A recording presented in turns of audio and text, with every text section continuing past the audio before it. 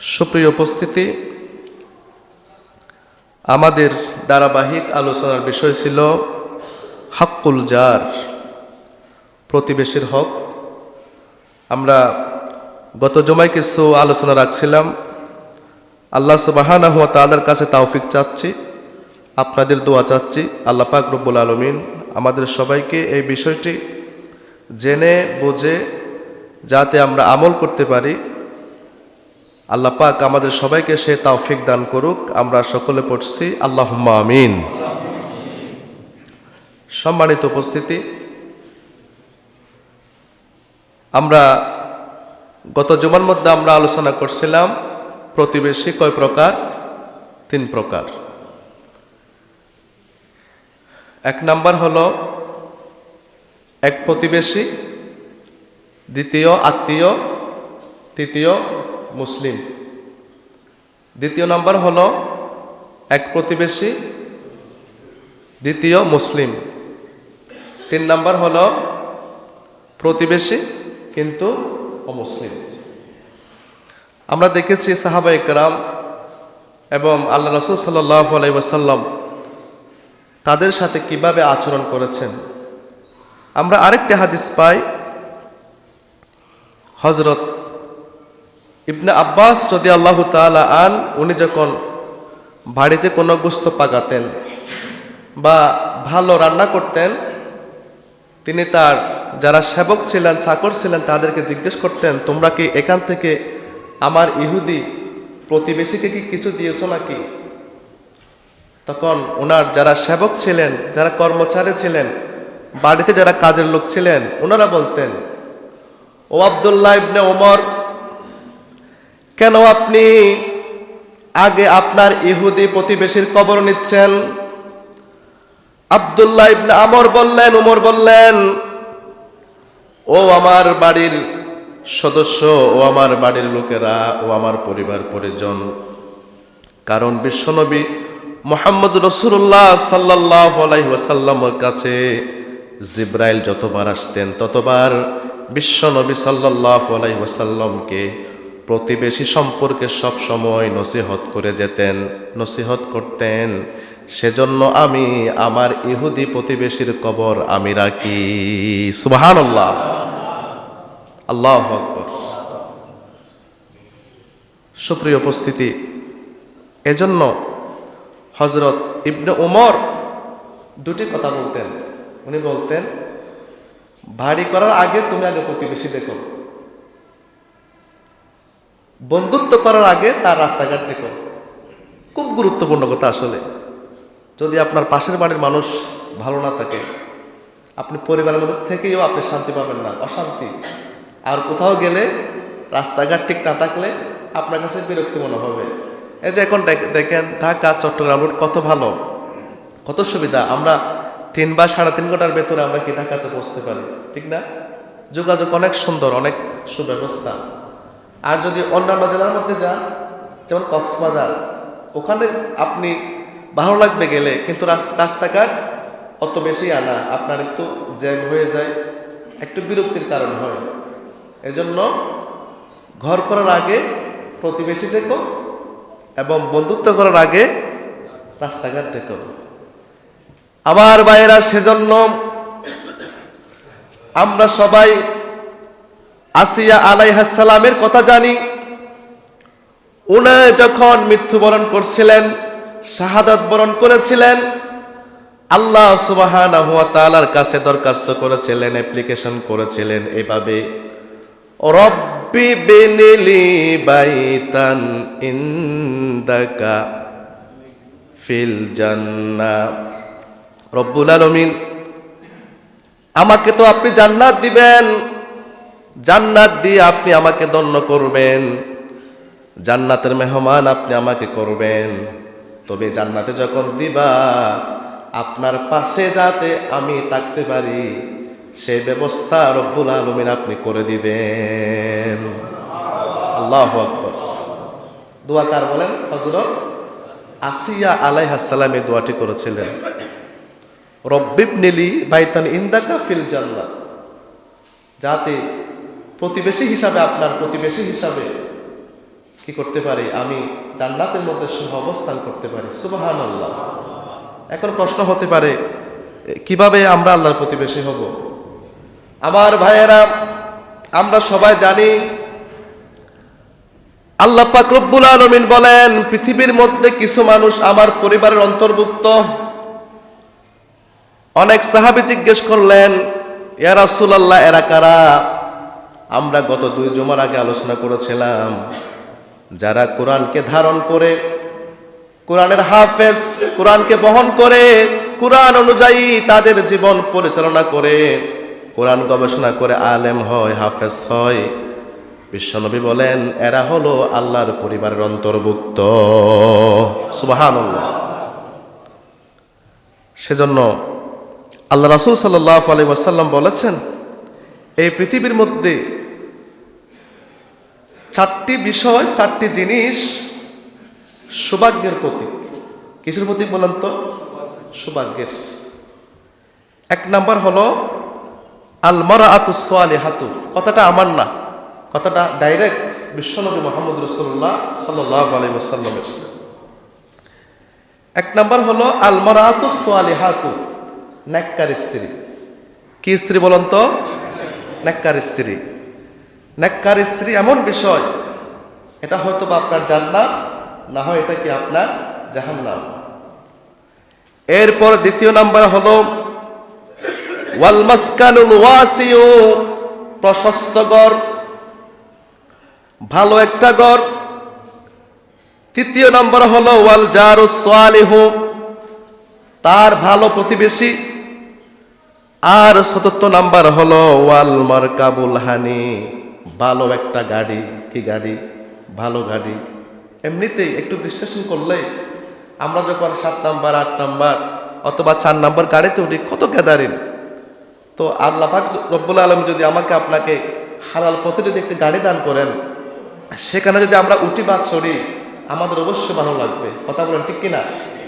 আপনি বড় লোক হন বৈধ পন্থায়, হালাল পন্থায়, কোনো অসুবিধা নাই।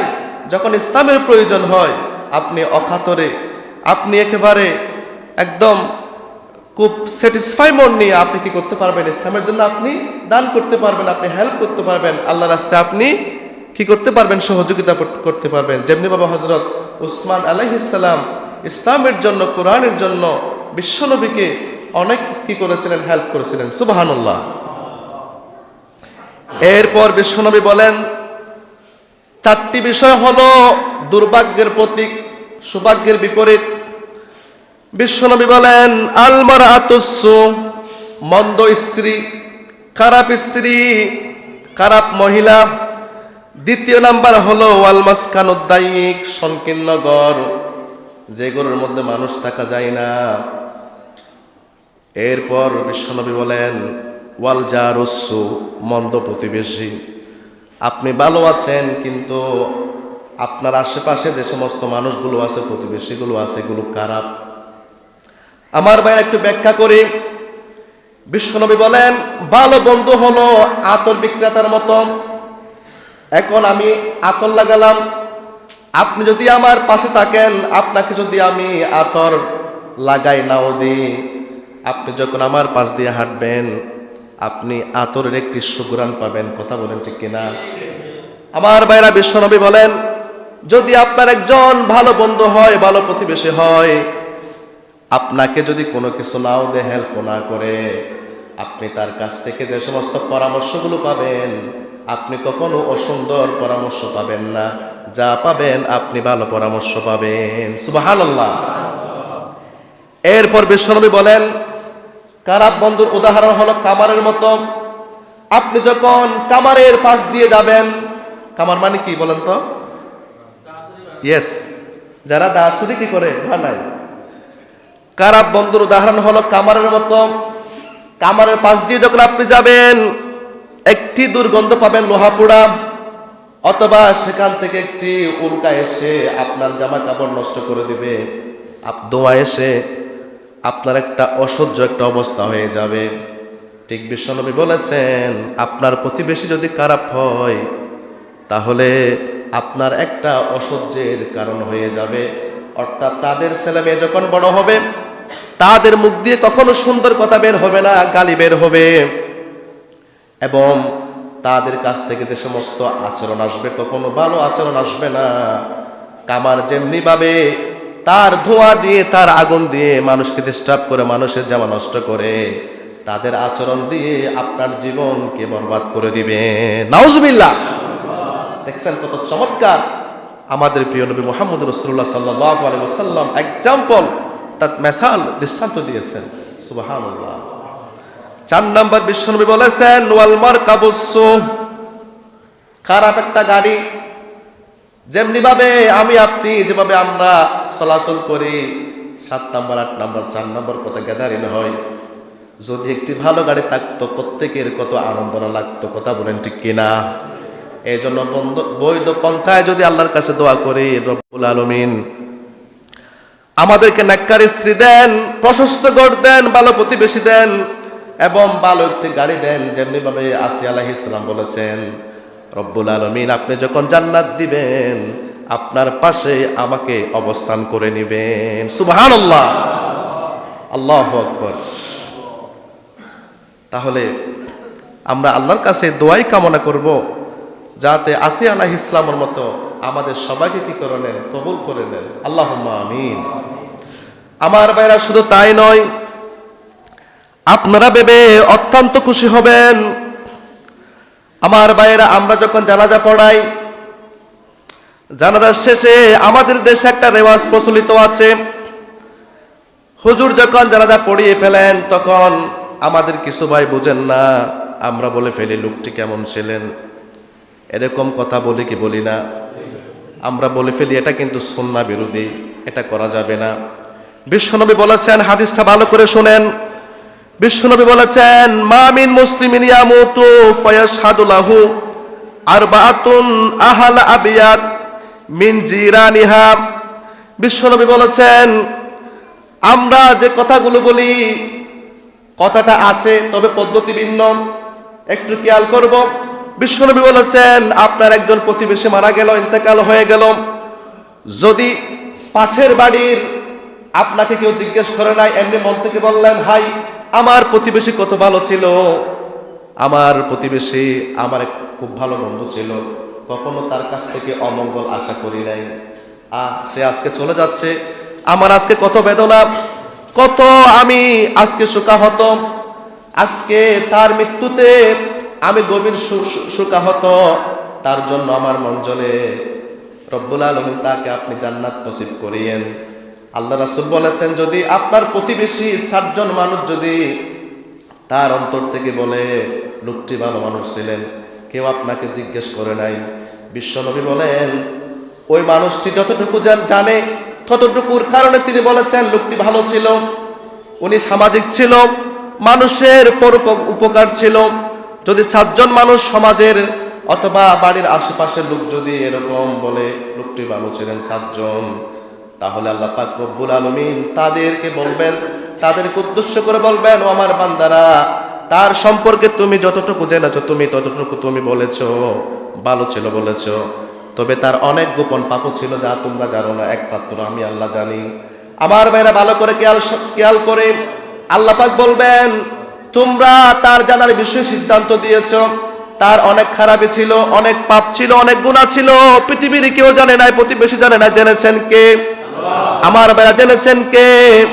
আল্লাহ পাক রব্বুল আলামিন ডাক দিয়ে বলবেন, ও আমার বান্দারা, তোমরা যা জানো না তা আমি জানি, কিন্তু তোমাদের সাক্ষ্য দেওয়ার কারণে আমি আল্লাহ পাক রব্বুল আলামিন তোমাদের ভাইকে আজীবনের জন্য মাফ করে দিয়েছি। আল্লাহু আকবার। এটাই হচ্ছে ইসলাম। আপনাকে জানাজার মধ্যে এরকম বলতে হবে না, স্বীকারোক্তি নিতে হবে না। কত চমৎকার হাদিস আল্লাহ রাসূল সাল্লাল্লাহু আলাইহি ওয়াসাল্লাম দৃষ্টান্ত দিয়েছেন, এক্সাম্পল দিয়েছেন। সুবহানাল্লাহ। সেজন্য ভালো প্রতিবেশীর দরকার আছে নাকি নাই বলেন?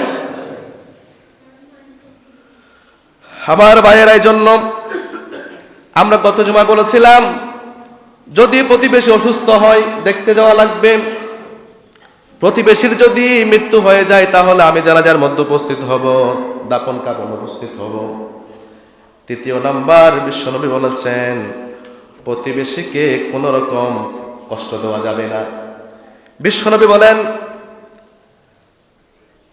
قال رسول الله صلى الله عليه وسلم والله لا يؤمن والله لا يؤمن والله لا يؤمن। শপথ করেছেন কে?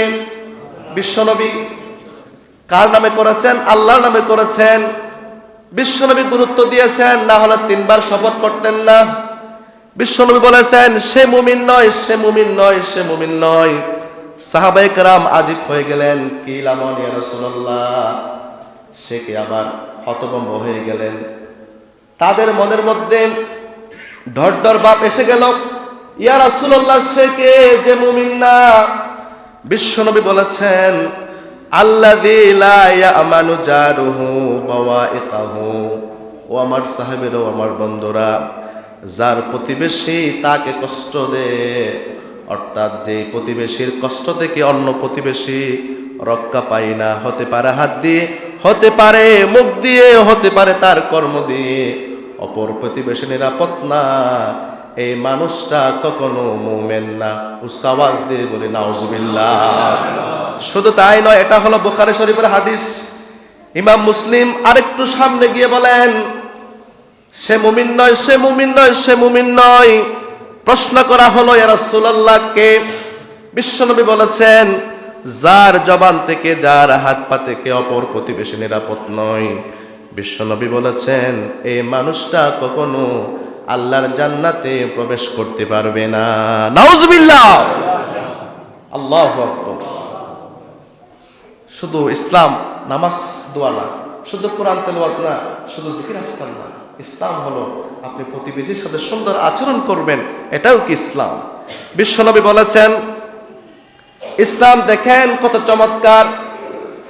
বিশ্বনবী বলেছেন দুজন মুসলমান যখন সাক্ষাৎ হয়ে যায়, একটু মিষ্টি ভাষায় একটু যদি তাবাসসুম দেয়, অর্থাৎ মুস্কি হাসি দিয়ে যখন বলে ভাইয়া তুমি কেমন আছো, হুজুর আপনি কেমন আছেন, ভাই আপনি কেমন আছেন, আমার ভাই, আমার চাচা আপনি কেমন আছেন, একটু হেসেছেন। বিশ্বনবী বলেছেন হাসার কারণে আল্লাহর রাস্তার মধ্যে দান করলে যে সওয়াব পাওয়া যাবে, একজন মুসলমান ভাইয়ের সাথে হেসে কথা বলার কারণে আল্লাহ রাব্বুল আলামিন সৎকার সওয়াব আপনার আমল নামার মধ্যে লিখে দিবেন। সুবহানাল্লাহ। শুধু তাই নয়, বিশ্বনবী বলেন মুসলমানকে পেলেন, সালাম দিলেন, আপনার আমল নামার মধ্যে 10টি সওয়াব আল্লাহ রাব্বুল আলামিন লিখে দিবেন। আর আপনি যখন মুসাফাহা করবেন, মুসাফাহা করার সাথে সাথে আল্লাহ রাব্বুল আলামিন আপনার আমল নামা থেকে সগীরা গুনাহগুলো ডিলিট করে দিবেন। সুবহানাল্লাহ। এত সুন্দর ধর্ম, এত চমৎকার ধর্ম, আর কি কোনো একটা আছে নাকি? জোরে বলে আছে নাকি? কিন্তু আমাদের দেশের কিছু নাস্তিককে যখন প্রশ্ন করা হয়, মানে মুসলমান নামদারি আর কি, নামও মুসলমানের নাম, বললো যে এক কথাই বলেন আল্লাহ আছে নাকি নাই? উনি বলে যে হয়তোবা সৃষ্টিকর্তা একজন, থাকতেও পারে, কেউ ক্রিয়েটর বলে, কেউ ভগবান বলে, কেউ এই বলে সেই বলে। ও আওয়াজ দিয়ে বলে নাউজুবিল্লাহ। মানুষ কিন্তু আস্তে আস্তে খারা নাস্তিক, খারা আস্তিক, এটা কিন্তু সূর্য যেমনি ভাবে আমাদের কাছে স্পষ্ট, বিশ্বের বাংলাদেশের নাস্তিকগুলো আমাদের কাছে এখন স্পষ্ট হয়ে যাচ্ছে। কথা বলেন ঠিক কিনা? সামনে আরো হবে ইনশাআল্লাহ। মিথ্যা কখনো আপনি ধামাচাপা দিয়ে আপনি কি করতে পারবেন না, রাখতে পারবেন না। একটা কথা আছে না, ডোলের বাড়ি দিলেই লঙ্গির নিচে এটা কি থাকবে না, ডোলের বাড়ি এটা আস্তে আস্তে কি হয়ে যাবে, সমাজের মধ্যে প্রকাশিত হয়ে যাবে। কথা বলেন ঠিক কিনা? এই জন্য কারা বাংলাদেশের পক্ষে আর কারা বিপক্ষে, এটা মানুষের কাছে এখন কি প্রকাশিত। কথা বলেন ঠিক কিনা? আমার ভাইয়েরা, বিশ্বনবী বলেন সাহাবা একরাম জিজ্ঞেস করলেন ইয়া রাসূলুল্লাহ এমন একজন মহিলার সন্ধান পেয়েছি আমরা। বললেন সাহাবা একরাম উনি তাকুমুল লাইল, উনি দেখা গেল রাত্রে তাহাজ্জুদ পড়েন, 5 ওয়াক্ত পড়েন, ওয়া তাসুমুন নাহার, আর দিনের বেলা রোজা করেন, সোমবার রোজা করেন, বৃহস্পতিবার রোজা করেন, চাঁদের 13 তারিখ রোজা করেন, 14 তারিখ রোজা করেন, 15 তারিখ রোজা করেন, এরপর আশুরা রোজা করেন, শাওয়াল মাসে রোজা করেন, ওয়া তাসাদ্দাকা, এবং সে দান সৎকাও করেন, যাকাত আদায়ের পাশাপাশি দান সৎকা করেন, তবে তার একটা খারাপ অভ্যাস আছে, সে মানুষকে তার জিহ্বা দিয়ে কষ্ট দেয়। বিশ্বনবী বলেছেন এই মহিলা হলো জাহান্নামের অন্তর্ভুক্ত। আওয়াজ দিয়ে বলেন নাউজুবিল্লাহ।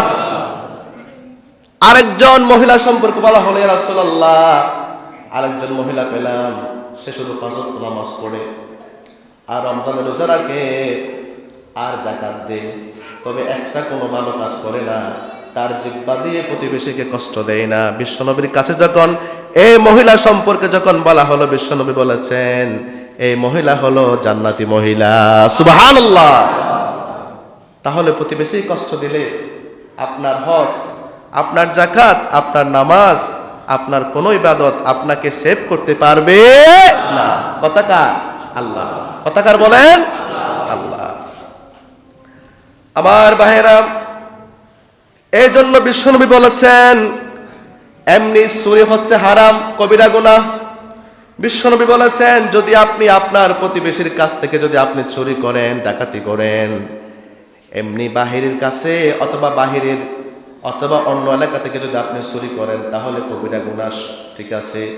যদি আপনি আপনার পরিবারের কাছ থেকে, আপনার প্রতিবেশীর কাছ থেকে যদি আপনি চুরি করেন, বিশ্বনবী বলেছেন 10 বাড়ি থেকে চুরি করলে যে গুনাহ হবে, আল্লাহ রাব্বুল আলামিন আপনার প্রতিবেশীর কাছ থেকে ডাকাতি করার কারণে, চুরি করার কারণে 10 চুরির গুনাহ আল্লাহ রাব্বুল আলামিন আপনার আমল নামার মধ্যে লিখে দিবে। নাউজুবিল্লাহ। কার কাছ থেকে বলেন? প্রতিবেশীর কাছ থেকে। এরপর বিশ্বনবী আরেকটু সামনে গিয়ে বলেন জানা এমনিতে আল্লাহ পাক রব্বুল আলামিন হারাম করেছেন, যদি আপনার প্রতিবেশী কোনো মহিলার সাথে আপনি যদি জানার মধ্যে লিপ্ত হন, বিশ্বনবী বলেছেন অন্য মহিলার সাথে দর্জানা করলে যে গুনাহ, আল্লাহ রাব্বুল আলামিন প্রতিবেশীর কাছে অথবা প্রতিবেশী মেয়ের সাথে ব্যভিচার করার কারণে 10 জানার গুনাহ আল্লাহ রাব্বুল আলামিন আপনার আমল নামার মধ্যে লিখে দিবে। নাউজুবিল্লাহ। ইসলাম কত গ্যারান্টি দিয়েছেন, ইসলাম কত সীমানা দিয়েছেন, ইসলাম কত বাদ দিয়েছেন দেখেন। আল্লাহু আকবার। প্রতিবেশীর হক কিভাবে কি করেছেন, সেভ করেছেন। আল্লাহু আকবার। সেজন্য প্রতিবেশীকে কষ্ট দেওয়া যাবে না। এই জন্য আমার ভাইরা খবরদার। এবার প্রশ্ন হতে পারে কষ্টটা কি? কষ্ট বিভিন্নভাবে আপনি দিতে পারেন। মনে করেন আপনার অনেক ময়লা আবর্জনা আছে, আপনার নির্দিষ্ট জায়গা থাকার পরেও আপনি প্রতিবেশীর বাড়ির মধ্যে অথবা জায়গার মধ্যে আপনি অনুমতি নেন নাই, অনুমতি ছাড়া আপনার ময়লাগুলো ফেলেন, তাহলে ফেলার কারণে আল্লাহ রাব্বুল আলামিন আপনার আমল নামার মধ্যে কবিরা গুনাহ লিখে দিবে। নাউজুবিল্লাহ। এরপর দেখা গেল আপনার বাড়ির পাশে বাড়ি, দেখা গেল আপনি এক বিঘত আপনি আপনার প্রতিবেশীর জায়গাগুলো আপনি নিয়ে নিচ্ছেন।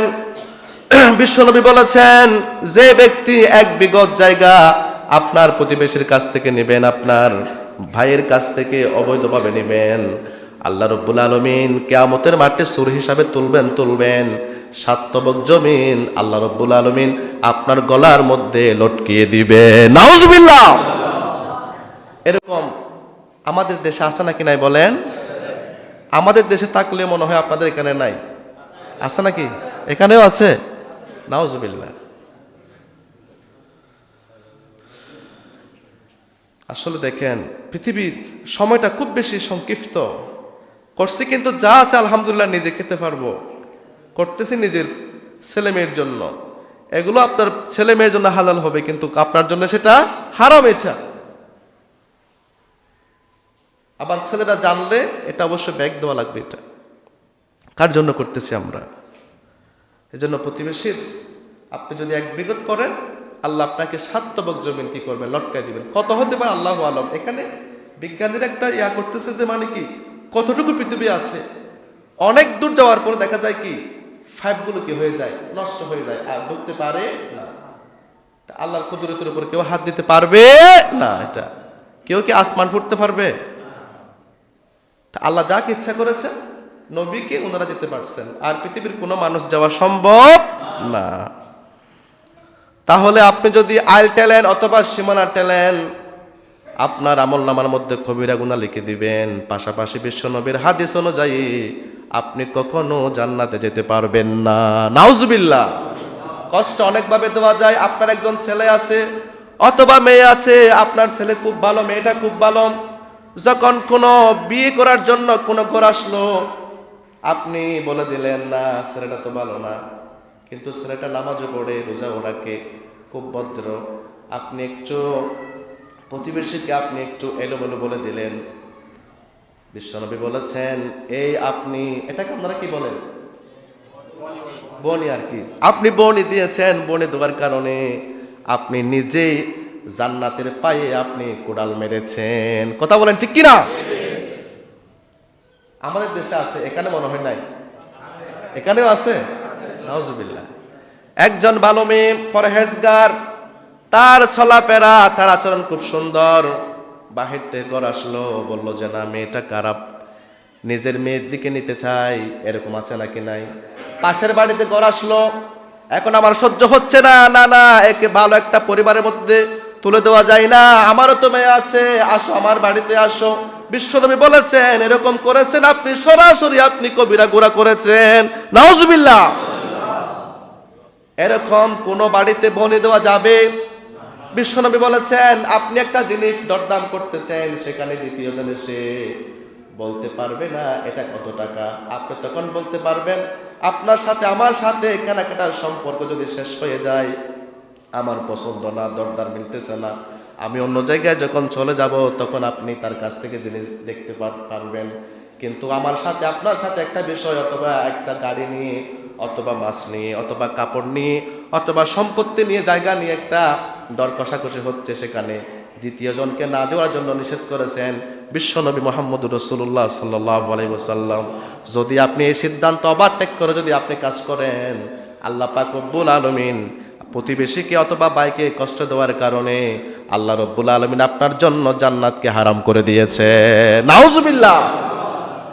আপনার ইয়া শেষ, তারপর আপনি নিতে পারবেন। কেন এই কাজটা করলেন? আপনি মনে করেছেন আপনার মেয়েটা সুখী থাকবে না, কখনো সুখী থাকবে না, আজীবন জাহান্নামের মধ্যে থাকবে আমলটা করার কারণে। নাউজুবিল্লাহ। আমার ভাইয়েরা শুধু তাই নয়, কিছু মাইন্ড করবেন না, কথাগুলো বলতে হয় সামাজিক কারণে।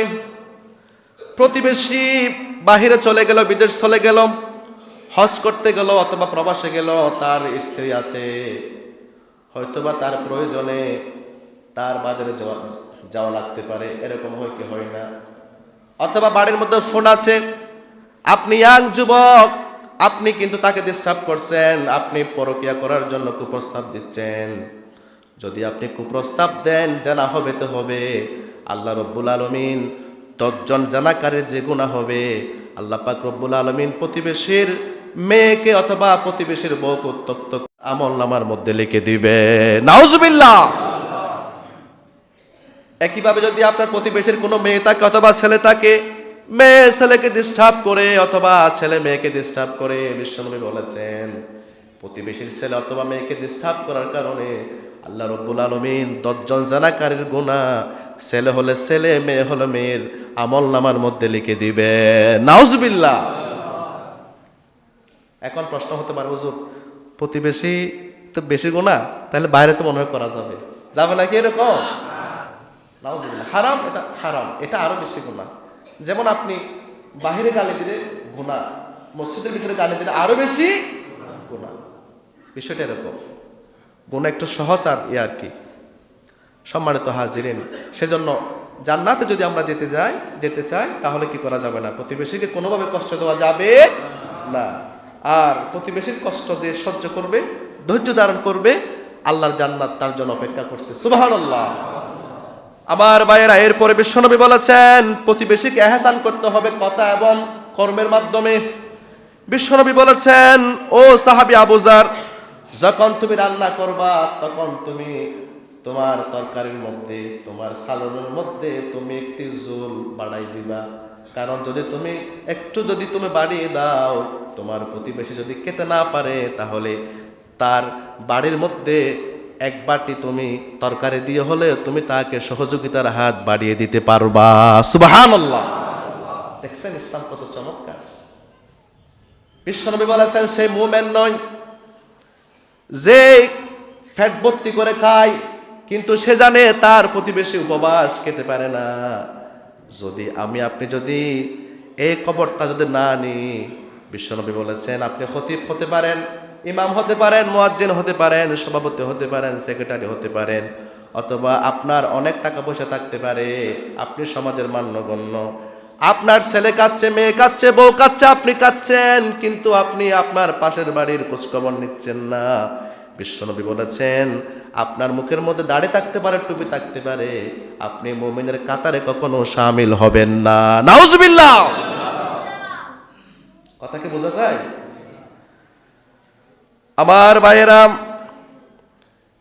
বিশ্বনবীর স্ত্রী আমাদের আম্মাজান আয়েশা সিদ্দিকা রাদিয়াল্লাহু তাআলা আনহা জিজ্ঞেস করেছেন রাসূলকে, ইয়া রাসূলুল্লাহ ইন্না লি জারাইন ফাইলা আইয়িহিমা উহুদি।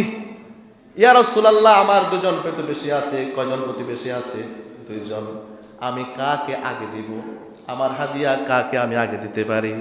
বিশ্বনবী কত চমৎকার সিদ্ধান্ত দিয়েছেন, ও আয়েশা আকরাবিহিমা মিনকা বাবান, তোমার ঘরের পাশে, তোমার বাড়ির পাশে যে দরজা আগে, তুমি হাদিয়া তাকে তার বাড়ির মধ্যে আগে পাঠাবা। সুবহানাল্লাহ। এটা কি আমাদের আছে? নাই। আমার ভাইয়েরা কোরবানি দিচ্ছেন, আপনার বোনের খবর নাই, ভাইয়ের খবর নাই, একজন বন্ধু সিটিতে থাকে, আপনি কোরবানির গোশতগুলো আপনি সিটিতে পাঠিয়ে দিলেন, কিন্তু আপনার ভাই অনাহারে অনাদার আছে। কথা বলেন ঠিক কিনা?